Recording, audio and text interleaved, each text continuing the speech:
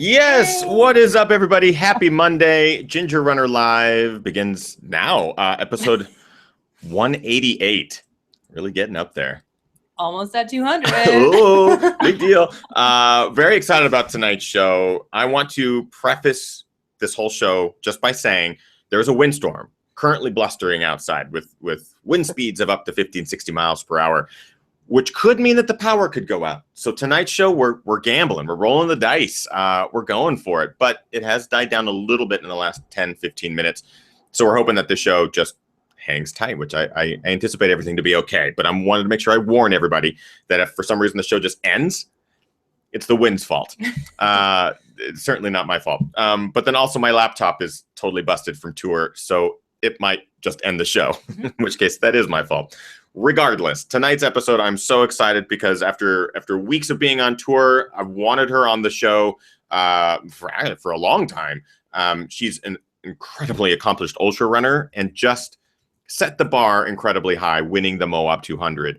Courtney Dauwalter is on the show tonight, and I'm so excited. So grab your beverage of choice wherever you might be around the world. Sit back, relax, get ready. Ginger Runner Live, episode number 188 begins now.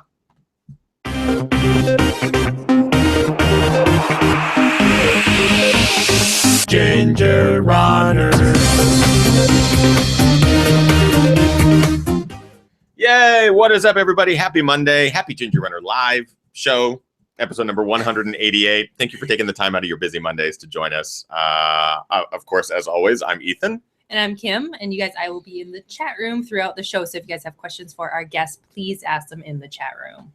Before we even get into the nitty-gritty of the show, of course, Ginger Runner Live would not be possible without the support of Patreon and 3 top-tier Patreon supporters in specificity. First of all, Brian Sands, big shout out to a longtime viewer, Brian Sands, longtime supporter, who finished his first marathon a couple of weeks back, October 8th. We had him on the show. We talked a little bit about that. But he's also just signed up for his first 50K. So he is going to join us in the ultra world, and we'll be able to follow him in the weeks coming. But thank you, Brian. Thank you, Chris Lee, over in Hong Kong, the founder and starter of Trailblazer, which is essentially a cool network for people to find out how to trail run, where to trail run in Hong Kong. And I'm really excited about what he's doing over there. He's been a longtime supporter, and we've had lots of talks about how that community has been growing in that region. And there's some exciting stuff coming out of that. So Patreon people will be the first to find out about that. And finally, Rick Bjarnason in British Columbia, Canada, big supporter, who's also an ultra runner. Going to go back to Sinister 7 this year for some revenge, as well as Fat Dog 120. He's training for those currently, but he's also hopefully going to be helping completely redesign the Ginger Runner website. And that we desperately need that. And I'm very excited about that. So thank you, gentlemen, for being top tier Patreon supporters and continuing to help make Ginger Runner Live happen week after week. Tonight, I'm excited. What are you going to say? I was just going to say the chat room chatter, as always, is focusing on one issue, and it's the hat this week. Everybody is very excited about your toque. Well, they're not. It's an Njinji toque. It's not. They're not sponsoring the show or anything like that. Last week was the haircut. The week before, you were wearing a jacket. Everybody is very I'm glad that people care so much about it. But yeah, you guys, I'm cold. The temperature is below 60 degrees in Seattle, and that we makes still have our California blood. Yeah, our California blood in bags, actually, in the closet. It's not freezing cold, but it's certainly chilly here in Seattle. So I'm wearing what Kim calls a toque and what I call a beanie because it's cold. Tonight's show, I'm excited because this guest is incredibly accomplished, and she just set the bar incredibly high for women in the sport. And it's amazing what she just did. And since then, she's blown up across social media, being featured on the Joe Rogan podcast. We're going to talk a little bit about that because I'm super curious about how that happened and what went down and what's it like to be on a podcast of that caliber, because I mean, God knows you can't go from Joe Rogan to this. This is garbage. So thank you for doing that and joining us tonight. But I'm just so curious what went into Courtney Dauwalter's success at the Moab 200, which is actually a 240-mile race, but it is a monster effort because she won outright, beat everybody in the field, accomplished this incredible feat, and we have her on the show tonight. So everyone, the Ginger Runner audience, welcome Courtney Dauwalter. Yay! The longest intro ever. How are you? Thank you. Yeah, I'm great. How are you guys? Good. Good. So when you and I first started talking, like I reached out and was like, we got to get Courtney on the show. You were probably fresh off of the Moab 200 at that point. Now you're a couple weeks out. How are you recovering from something like this? Are you good to go, or are you still feeling the repercussions? Yeah, I took about a week, 5 days maybe of doing zero activity after Moab, and then got slowly back into jogging and just kind of played it by ear, took it easy, and now I am, back full on training and feeling great again. That's so awesome. So what's funny is you've been an ultra runner for just about as long as I have been. So about 6 years. And Woo. What got you into this? Like You're also winning 200. I'm also winning races, 200 right? mile races. I mean, you and I are like the exact same level. That's what I meant to say. I'm as fast as Courtney. How did you, I want to go back a little bit before we start getting into the Moab stuff. How did you get into the sport? What drew you to ultra running? What's kind of your origin story? Yeah. I mean, I grew up doing all sports. Specifically, I was a big soccer player, and then did cross country in junior high and high school, and learned to love competing and running through that with some awesome coaches and awesome teammates. And then, then post-college, did a couple marathons and realized that I like training for the longer stuff. Jumped into a trail 50K, and it was over after that. I didn't know this whole world existed. And I wasn't instantly successful. It took a lot of face planting in mud puddles and learning along the way, a lot of missteps, but have just kept wondering what the next thing is, which led me to a 200-mile race.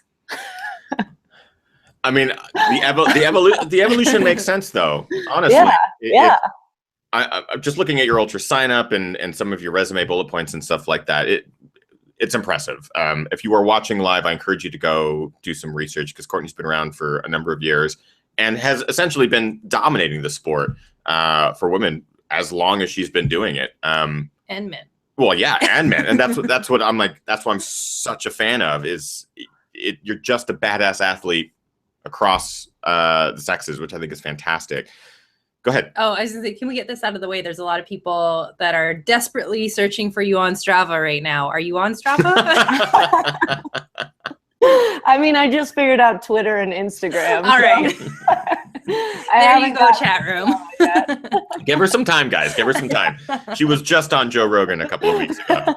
But that's really, let's talk about the evolution to that. So you've been in the sport now for a number of years, and this is an incredible accomplishment, winning Moab 200 outright, but you've won a number of races. Is it weird to be getting all the attention off of this, or is this really exciting? Is this an exciting time?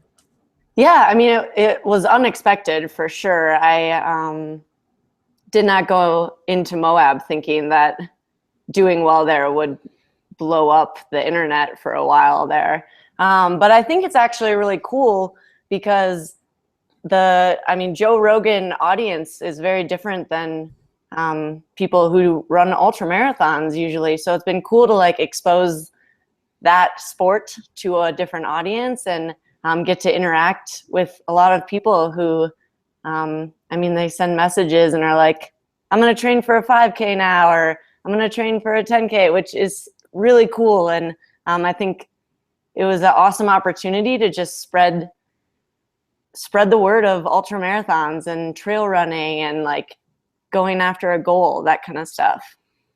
Yeah. And I think at least from what I've been able to see, all the press and everything, it's amazing. It's all positive. Yeah. It's all super supportive. And I think it's great. I think what you're doing is really helping the sport and getting the word out there and inspiring and encouraging as many people to find a goal for themselves and to accomplish that. Let's start talking a little bit about, I want to remind everyone who's watching live, if you do have a question, of course, submit it in the chat room. I've already pulled a ton of questions, but keep asking. Yeah, we'll get to these Yeah. here in just a second. I'll just kind of transition into a bit of the Moab talk. So with something like this, like you said, you've done a number of ultras, all distances leading into this season, really. Why 200? What is it about this distance that intrigued you? I'm really curious about this because people are calling 200 the new 100, but it's a completely different endeavor from what I've also been told. So why this one? Yeah.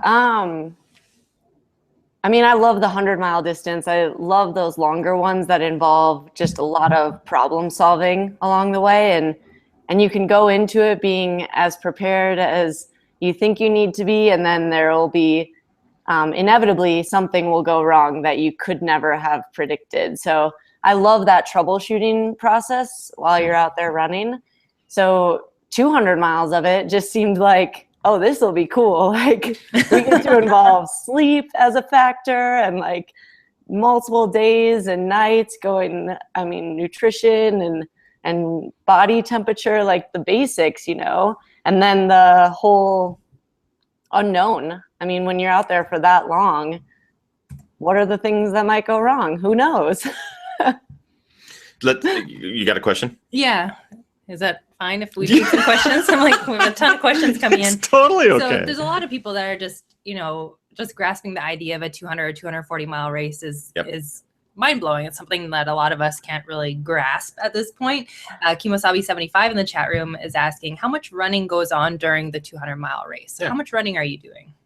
Yeah. I mean, I guess if we did the math, I don't know off the top of my head, but I think I was averaging like a 14-minute pace. So it was quite a bit of running. The Moab course doesn't have tons of elevation gain. So there were quite a few areas where it was just flat, pretty smooth, runnable stuff. And then I was trying to keep moving, but there were still the hiking sections and just the longer stops at aid stations factored in as well. So there's a lot of logistics going into an event like this. You have run hundreds before. You've run 24-hour events and all variations of an ultra marathon. So with this one, this being your first 200, I'll ask eventually if it's going to be your last. But what are some of the logistics involved in preparing your mind and body for something that is twice as long as anything you finished? Well, minus the 24-hour events, but how do you logistically wrap your mind around that? What are some things that you can control? Oh man. I tried to go into it just knowing that it was going to be a really big adventure and not like get my pants in a bunch in the first day and feel anxious about, I didn't have any time goals or any splits that I was going to try and hit. It was just cover each section as efficiently as feels good, like put it into cruise control. And then I really wanted to stay in a good headspace. Just because it was such a big, daunting number to be thinking of, especially early on. Go ahead, Kim. Yeah, question from Morgan, since you were just talking about getting in a good headspace. Morgan in the chat room asked, Courtney, do you have any inner demons? And if yes, how do you quiet them over 200 plus miles with just your thoughts in the trails? Great question. Ooh. Yeah. So like inner demons, like doubts? Yeah. Yeah. I mean, yeah, like anybody, especially you hit 100 miles and like thinking that wasn't even the halfway mark was crazy. So I just tried to I did a lot of positive self-talk and told myself some jokes out there on the lonely trail. And if I got really low, I would try music for a bit because sometimes that can just divert your attention a little bit, or food. Would always try and quiet the demons with some calories. And it roller coastered in and out of good spaces in my head and then getting a little negative. But for the most part, it was trending on that positive side. For something like this, it has to take a certain unique style of training. Was there anything that you did leading into this race that's different than the 50 mile, the 100K, the 100-mile distances that you've trained for in the past? And I'm talking mileages. Did you take them easier? Did you push harder? Or did you use certain races as training to run 200 miles? What was your training like leading into this? Yeah. Well, Run Rabbit was about a month prior to Moab. So that was a 100-mile race that mostly all summer I had been training for. Mm-hmm. And I don't do tons of speed work. I'm not like a fast 50K runner. So just getting in some like good mountain miles all summer long prepared me for Run Rabbit, which then I was hoping would springboard me on to physically being ready for Moab, and then just keeping that mental piece in mind and approaching it more as an adventure than a race was kind of my differing approach between the 100 and the 238. Yeah, I love that mentality of looking at it as an adventure. So you're not, I mean, was that your style of not putting pressure on yourself in the sense of, you know, you don't have to push the pace for 238 miles, but you could actually just enjoy the journey? Kinda, yeah. And I mean, I expected a lot from myself still, but I mean, I didn't want to just like get anxious about things early on that, I mean, would have been just a tiny blip on the radar of 238 miles. So yeah, not stressing about things that maybe in like a 50-mile race, you're like, no, I'm throwing up, you know, like try not to worry about that. And just, I mean, there's lots of time out there. So plenty of time to make up or have a little break for a while if you need it.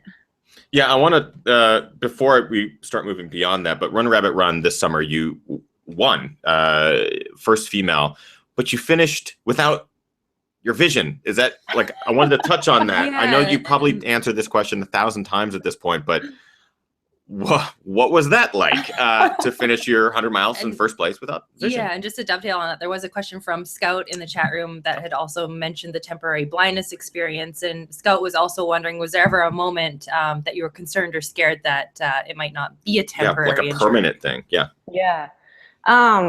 Yeah, so that was one of those you could never predict this is going to happen scenarios. And it really was not ideal. Like I wouldn't choose that if I had a choice. But it was the reality. It was the situation. And so stumbling my way along very ungracefully through about the last 10 miles of Run Rabbit Run was like what I had to do to get to the finish line.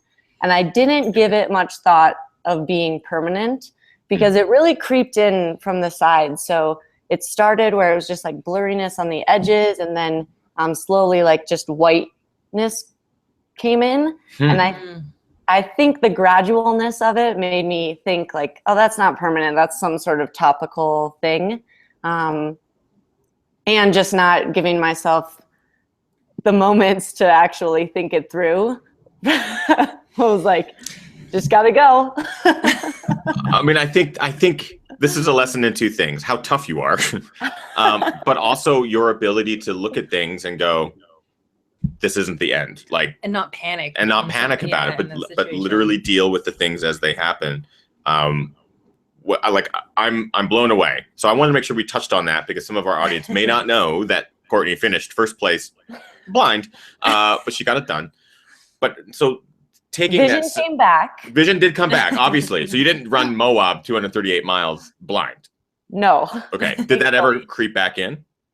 No, it didn't. I was trying to be proactive. I was wearing sunglasses and clear lenses through the night because that's supposed to help, and then using eye drops a lot. Great. Okay. Yeah. But that sense of problem solving and dealing with each little thing as they popped up. So let's go to Moab. How often did that happen, or how often were you trying to triage little problems, or did that ever happen at all? Yeah, for sure. I mean, the first night I was pretty nauseous for maybe 20 miles, just trying to get in food and keep moving so that I didn't get cold, but keep in the calories that I could get in. So that was, a pretty classic like troubleshooting nausea. And then there was like, we had a crew snafu. My husband was trying to get to an aid station, got a flat tire. I was headed into the 9-degree night and I didn't have my pants with me. I was just in my shorts, which are almost as long as pants. But then our other crew vehicle went to get him and also got a flat tire. So they were like 2-3 miles away from the aid station with all of our cold weather gear and just had to start running it up the road to get it to us. Wow. But it was like, all right, if they don't get here, like we'll figure out a plan. Like, I mean, you can make do with a lot of different things. So it was never like a total meltdown or freak out about stuff. It was like trying to stay in that logical space, as difficult as that can be sometimes. That's the lesson. I mean, that's something I hope that I can take away from this too, is knowing, wow, 238 miles, sure, that's hard to kind of grasp. But the reality is it's just being out there for 57 hours and 55 minutes, but then just dealing with the problems as they arise. And you brought it up. So I want to mention the long shorts, and I'm like, this is awesome. This is also what I remember from seeing you on the out and back at Lake Sonoma as well. I'm giving you so many props for just you're rocking your own style, like doing what you want to do and nothing else. And I love it. Do you ever get like chafing or anything like that? Cause you rock like the bigger stuff, like the baggy stuff. And I love it. I'm just curious, like if I did that, would I get chafing in my armpits or like on my knees or anything? No, I mean, it's just a lot of like airflow and it's very comfortable. But I do use squirrel's nut butter, so that can help prevent any of the chafing issues. And at this one, I was in the same pair of shorts at Moab the entire time, and they had various like layers of dried salt on them by the end, and so they were like a little bit of a grittier material then. I think that's a good way to put it. Do you still have those shorts, or did you burn them? I still have them. My husband tried to burn my socks. I was wearing the same socks the whole time. He's like, you can't keep these. That's fantastic. I want to remind everyone that we are live with Courtney Dauwalter talking about the Moab 200. If you have questions, jump into the live chat room. Let's get to some of those now. Kim, what you got? Sure. Question from TT in the chat room. What was your nutrition like during the race? Did you have a nutrition plan, and how much of the food you ate was real food? We get this question for all of our guests. And this one I think is unique because this is a different type of event than anyone that we've had on the show before. So I'm curious if you also, did you change it up from your other events? Yeah, so typically during even up to 100 miles or 24-hour races, I don't take in real food very well. I stay in the honey stinger zone and then Tailwind or Gatorade, and I just try and keep it really simple with what I know works. But for this race, the Moab race, I was intentionally stopping at aid stations and taking in real food. And the race had an amazing buffet line of like, I mean, every aid station was any food you could think of, and volunteers who were ready to cook up any concoction you spewed out at them. So I was doing cheese quesadillas and mashed potatoes pretty much at every aid station throughout the 240 miles. Mashed potatoes. Oh, they're so brilliant. Good. That sounds awesome. Like hot, creamy mashed potatoes. Load them with some salt. Yeah. Yep. I feel like it covers all your bases. Yeah. You can get some gooey cheese and stuff on there. Yeah, you mentioned cheese quesadillas, and I can't tell you how many ultras later in the night or like as the sun sets where hot cheese quesadillas are like, they're so awesome. Good. So good. So in those night hours when you're going through multiple nights, are you eating differently? Because you mentioned the temperatures, and I know that it got really cold out there in the desert. So are you eating differently for the night hours versus the day hours? Not really, no. It was actually harder to eat during the day hours because it was so much hotter. Like the first day, I think we were in the mid upper 80s running through just exposed desert and canyons. And so I bet the first day I didn't take in quite the amount of real food that I should have, just because it was a little bit harder to stomach. But as the night hours, it was really easy to just chow down on any of that stuff. And did you know that the weather would be what it was? Because Candace Burt puts on these 200-mile events. This one in particular is a Candace Burt event, but she does some up here in the Northwest. She has the Tahoe 200 and this. They're all different climates and elevations and stuff. So did you know what you were getting into with this desert race? Kind of. I mean, I've been to Moab and experienced kind of that fluctuation between when the sun's out, it gets hot out there. And then when it goes down, the temperatures drop pretty fast. So I was ready for a whole variety pack. And it was just going to be something I dealt with as it happened. Sweet. Cool. Let's get to some more live questions. What do we got, babe? Yeah, there's kind of similar questions from Jennifer and Ben and a few others in the chat room. Can you outline your sleep plan for these multi-day things? Did you sleep? Did you nap? Did you just keep going? Great question. And this is going to blow people's minds. I had no plan going into it. I didn't know how my body would hold up or my brain would hold up. And so my plan was just, if I got sleepy, to either sleep on the trail if that worked, or to get to the next aid station and sleep. They had cots, and like my crew vehicle would be at aid stations. So I would have those options. But through the whole first day, first night, second day, wasn't sleepy at all. And I wasn't even taking in caffeine. So it was just like, I don't know, a total overdrive. And then I ended up sleeping that second night a total of 21 minutes.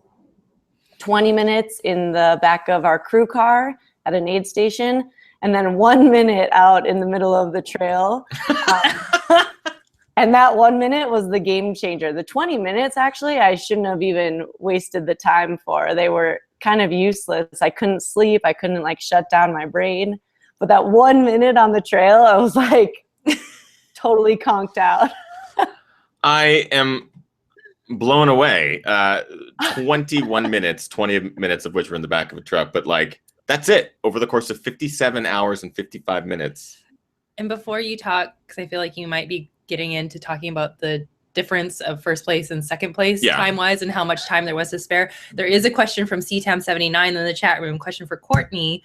Were you looking over your shoulder at any point in the race, or did you have a confident lead most of the race? The first 120, I was running. What a weird that's a weird sentence just to even hear. But yes, sorry. I was kind of yo-yoing with one guy. So I was running in second place, but he would, every time he got to an aid station, crawl in his crew vehicle and warm up and take a nap or whatever. So then I'd pass him back, but then he was moving much faster than me down the trail. So we were back and forth. And then at I think 120, he was in his crew car, and I left that aid station and didn't see him again. So I wasn't really looking over my shoulder yet. I mean, 120 miles in is halfway. So it felt like one of those things that you just shouldn't get anxious about until later on. And the tracking system was so incredible. So my crew could give me pretty good updates when I got to the next aid stations. Okay. That's one, 10 hours is the difference between Courtney and second place. Sean Nakamura, who's a seasoned ultra runner, and I believe he's on a run streak, almost a 3,000-day run streak. Fantastic runner in his own right. 10 hours. But 10 hours. I mean, that's almost half a day. That's almost half a day different of where's the next person? So you're running a majority of this event alone, and knowing that you do have a gap. So were you lonely? That's one of my things with this race. I think some of the gaps between aid stations are pretty substantial. So were you ever lonely? Did you ever deal with that sort of thing, or is that kind of blacked out now? Are those memories sort of gone? I don't remember feeling lonely. I had a really excellent crew, and the first night, one of the guys he paced me from 70 to 100 miles. So he was with me the majority of that first night. And then I did 100 to 160 by myself the second day. And then from 160-ish till the finish line, I had various different pacers with me. So it was a good mix of running with other people in the race, at the first day, and then having some of my friends with me pacing and enjoying this adventure together, and then a lot of just like solid alone time. Like solid. Mile 100 to 160. 100 kilometers of just Courtney with her thoughts. I'm curious. Oh, sorry. Was mile 70 the first time that you were allowed to have a pacer? Yeah. When were you allowed to pick up a pacer? Yep, mile 70. Okay. That's actually pretty good. I didn't know if it was going to be halfway through or if it would be later in the stages, but the fact that they let you have a pacer early, 70 miles being early, I think it's really nice. I'm really curious about the course itself. So now let's talk a bit about Moab, the mountains, the desert. How much of it was trail? Were there any road sections? Was it long and flat? Were the vistas incredible? What were some of the highlights for you? Yeah, oh my gosh, it was so beautiful. The whole first day we were running along like the base of these canyon walls that were just like towering on both sides of us or off in the distance. That was really cool. The trails through those kinds of areas though are more like multi-use trails. So it wasn't single track. It was like ATV, mountain bikers use them. So a little bit wider dirt road, basically. And then we got to go through the LaSalle's, which was amazing single track. Just getting lots of good climbing in a pretty small chunk of time. And I was actually in there in the dark. I would like to go back and check those trails out in the daylight. There were beautiful aspen groves everywhere and big meadows that you'd like climb up and suddenly it'd be just open, and it seemed really cool. So I'd like to go see it again. I have a couple of questions, and we obviously still have lots of live viewer questions, and we'll get to those in a second. What do you think was the most difficult part of this event for you?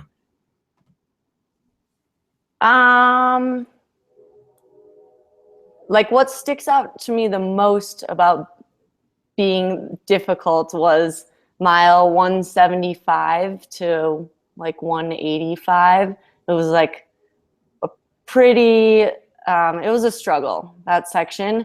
It was late on the second night. I was starting to get sleepy and I was stubbing my toe on like every root and rock on the entire mountain.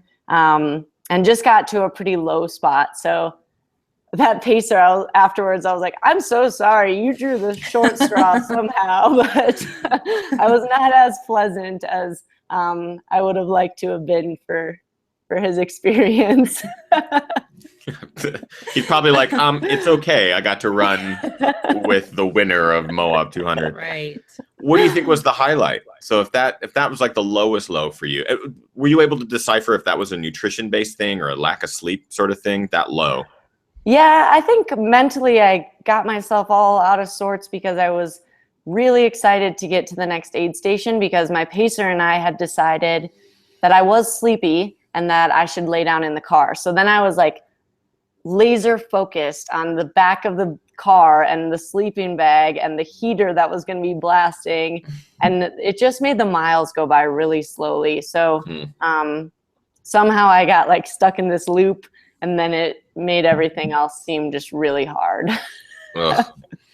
So then I want to talk about the best part for you, because I won't even be able to talk about this. I haven't run 200 miles, but there's no way that we could cover just the entire experience that you encountered out there in a 45-hour-long podcast. So I'm just curious, is there a moment or is there a view or something that you could distill the best part of this experience down to? Oh gosh. After that 1 minute nap, I was like totally rejuvenated and with one of my good friends and pacers, and after that 1 minute, we were just amped on life. Like suddenly, like we were able to throw down some pretty solid miles. We rolled into the 200-mile aid station, and my husband was like taken aback because we were like, whoa, yeah! Like so excited about just everything that was happening. So for me, that 1 minute nap, and then I guess there were maybe 45-ish miles after it are definitely the highlight. Wow. I just can't wrap my brain around. I'm still having a hard time going like, okay, mile 170 to 238. It's incredible, an incredible accomplishment. Such few humans have done this on Earth, you know. Let's get to a couple of these live questions. Yeah, there's been a few questions about hallucinations. Tori K in the chat room asked, Courtney, did you have any hallucinations during Moab? Yeah, the second night when I was getting sleepy and I was in the LaSalle's, everything was animals and people. So the highlight reel of the hallucinations, a guy playing a cello and a leopard in a hammock. And, and then just lots of like faces and a koala bear, I remember, up in the tree, just like random stuff like that. But the leopard in the hammock and the cello player were my favorites. That's like those sound fantastic. Yeah, like so specific. I love it. Sometimes we get. Oh, go ahead. I was just gonna say sometimes we get people talking about hallucinations. It's like, oh, I saw smiley faces in the tree, or the trunk turned into an elephant. I'm like, yeah, typical hallucinations. But a leopard in a hammock and a cellist, I'm like, legit. Sounds like a kid's book. Exactly. Like an author could take those few things and like make an amazing. Oh, let's do it. That's it. The hallucinations of Dauwalter. We'll animate it. We'll do a whole thing. There we go. So now I'm curious, like, what's next for someone who wins Moab 200 outright, 238 miles through the Moab Desert in 57:55 and some change. What's next? Like, how do you challenge yourself again? I mean, immediately what's next for me is I have one more 24-hour race. And I think those offer a really great opportunity to challenge yourself every single time, to just keep trying to push that distance up. So I'll be doing one of those. And then, I mean, what's next? Like, bigger picture, we'll see. I love that 200-mile distance. So I would definitely come check out Bigfoot or Tahoe, are both appealing. 48-hour race is appealing for a lot of reasons.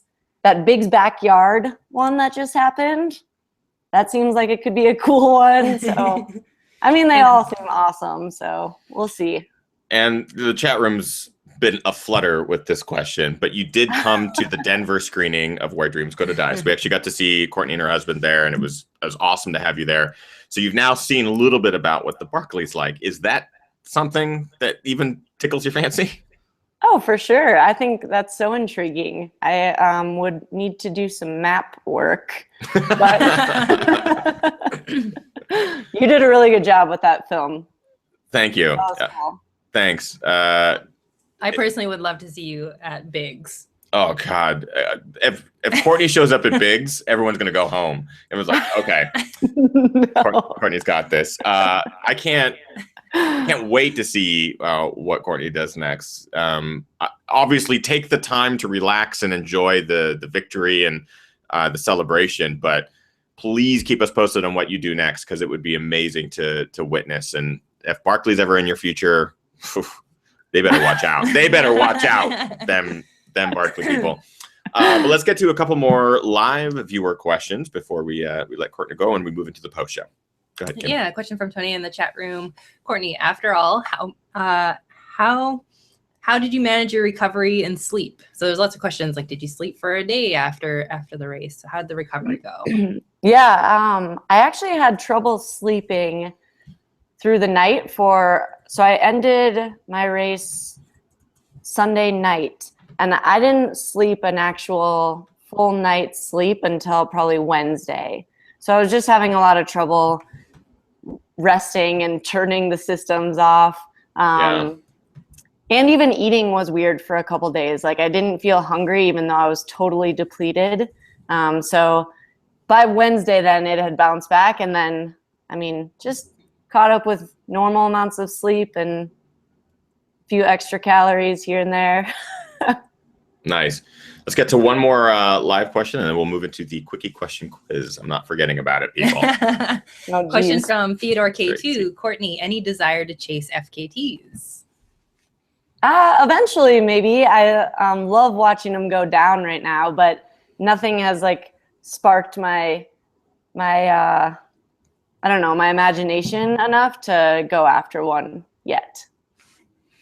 I have two questions before we move into the Quickie question quiz. One was that 1 minute nap. I'm realizing that I wanted to ask this when you were talking about it. Did you plan with your pacer, wake me up in 60 seconds? Or was it I'm going to lay down on the trail and go to sleep, and you just happened to wake up 60 seconds later? No, I had been falling asleep while I was running, and finally he suggested, lay down here, like take this nap. And as my face is like going into the dirt, I was like, 1 minute. And he woke me up, true to word, 1 minute later. I love this so much. 1 minute. Just out. Yeah. I love it. My last question, I'm curious about this because I've heard people who have finished some of these 200-mile events or some of these longer events. Was this easier than a 100-mile event because your pace is different and you do take the time to treat it as an adventure as opposed to a race? Is it easier? I don't know. I think my legs and feet recovered similarly to a 100-mile race. So I would say for me, it was about even. Which is interesting. I mean, you think because it's double the distance, it's going to be twice as hard. And, I remember the same thing for me when I jumped from 50 miles to 100. It was unfathomable. Like the distance was so extreme. But I've heard that it's about the same because your body just tolerates the pain differently and your mind processes the distance differently and stuff like that. So I'm at this point where I'm like, hell no. Anything over 200, yeah, no way. But I am incredibly impressed and inspired by what you did, Courtney. And I'm not the only one. And I know some of our live viewers we have a whole gamut of runners, people who are running the first 5K, people who are training for the first 50K. We have an 800 runner in the chat room that is just like, yeah, mind blown. Yeah. Someone who's like, I'm going to run 800 meters. How many times do I have to run it? And someone's like 458 times or whatever. So you are inspiring a whole gamut of runners, both male and female. And I think this is an incredible time for you, and I hope that this success is an incredible tidal wave and it continues on for you. Are you excited? Are you excited by all this stuff, all the attention, and are you excited for what's next? Yeah, I mean, for sure. I'm grateful for all the opportunities, and to be able to connect with so many people from all over the world has been really cool. A little overwhelming because I'm not great at social media yet, so bear with me. I can understand trail runners in particular. A lot of people, everyone runs trails for their own reason, and everyone runs ultras for their own reasons. But I can imagine, like, if this is your first kind of foray into social media and the publicity and everything like that. I mean, you basically went to the top with the Joe Rogan podcast. He's one of the top podcasts on earth. He's just. That's highly rated and one of the most listened to, so that's pretty awesome. Mm-hmm. I'm sorry that you had to be downgraded to this, but I promise our audiences are runners almost entirely, so that's pretty cool. So Courtney, we do something with first-time guests on the show. It's called the Quickie Question Quiz. It is very easy. It is literally a simple list of questions, about 10. I forget how many it is exactly. I should have it memorized by now after 188 episodes. But it is a series of rapid-fire quick answer questions. You just answer the first thing that comes to your head. When you are ready, just give me the thumbs up and I'll rip through them. Oh, I'm so nervous. If you fail, what's the punishment? Did you study? Yeah, did you study? Did you study? Because half of them are math, and the other are social studies. Hallucination question. If you lose, I don't know what you lose, but if you win, you win. You win. All right. Give me the thumbs up whenever you're ready. I'll go through. Cool. What was your very first race? We had to run the 1 mile in gym in 4th grade. Favorite running movie? Oh, what is the one with the song at the start and they're Where Dreams Go to Die. Yeah, it's Where Dreams Go to Die. Chariots of Fire. Good choice. Favorite place to run? The mountain trails of Colorado. Bucket list race? Oh, gosh. UTMB. I'm excited for the answer for this next one. Guilty pleasure TV show? Oh, does that mean I feel guilty watching it? I can't imagine. I get the vibe that you wouldn't feel guilty watching anything. But what I don't. My TV is always on HGTV. Yes. You just nailed it. I didn't. So excited. Yeah. Same. We don't even own it. We don't even have cable. I just said to you the other night, if we only had one channel, it'd be Food Network and HGTV. So it's so good. Okay, sorry. Favorite pre-race meal? Cup of coffee in the morning, and the night before, usually like a Greek salad. Favorite post-race indulgence? Nachos and beer. Good choice. No one says nachos. Underrated. And finally, I would like to know, what were the shoes that you wore for 238 miles? I wore the same pair of Solomon Sense Rides for the entire race. Good choice. I really like those shoes. I reviewed those highly favorably. I really like them. Sense Rides. Good choice. Courtney, you passed. Yay. The most difficult quiz on the internet was just passed by Courtney Dauwalter in first place. 10 hours ahead of everyone else. Yeah. It's pretty amazing. A big shout out to our guest tonight, Courtney Dauwalter, who just crushed the Moab 200 amongst her extensive resume of wins. It's awesome to have her on the show finally after 188 episodes. Long overdue. Courtney, remind people where they can find you now on social media so they can go give you some follow and some love. Yeah, Instagram is Courtney Dauwalter, and then Twitter is Court Dauwalter. And then a Facebook athlete page. Nice. Courtney Dauwalter. Go subscribe to all of her social, and thank you for being on the show. You guys know what to do. We have a very supportive community here, and I'm excited to have Courtney on the show. I think it was fantastic. And thank you, Courtney, for being flexible with your schedule and making it happen. I know we've been going back and forth. And thank you for coming to the movie, too, in Denver. That was awesome to see you. Oh, wouldn't have missed it. It was so good. I was talking to Dave Mackey, who showed up, and I turn around and I see Courtney go, Courtney! I fangirled because I didn't expect. You didn't fanboy? I fangirled straight up. It was like, oh my God, tears. And my makeup was running. It was crazy. But it was awesome. Thank you so much for coming. Thank you. We're going to move into the post show with Courtney. We're going to keep her for about 10 or 15 more minutes. The post show is for Patreon supporters. And for those of you who are unfamiliar, the whole reason this channel exists is because of our support on Patreon, including individuals like Brian Sands, Chris Lee, and Rick Bjarnason, who are at our top tier level of Patreon. But at all levels, including $1 a month, you get to access all of our post shows. And tonight we're going to have Courtney join us. We're going to rapid fire through a bunch of questions that were asked during the main show that did not get asked because of time, in addition to additional questions from our Patreon crew. So if you'd like to join us for the post show any week, every week, or whatever, go to patreon.com/thegingerrunner. It explains everything right there. Otherwise, that's it. We'll see you next Monday for another Ginger Runner Live. It was awesome tonight. Am I forgetting anything? I don't think so. Prepare for Gingermas and prepare for Where Dreams Go to Die. There's lots of announcements coming around those two things in the coming weeks and months. So you'll definitely want to pay attention across social media. Follow the Ginger Runner and Mile Long Legs, of course. And that is it. We'll see you in the post-show Patreon crew. And thank you once again, Courtney, for joining us. Thank you. Cool. Night, everybody.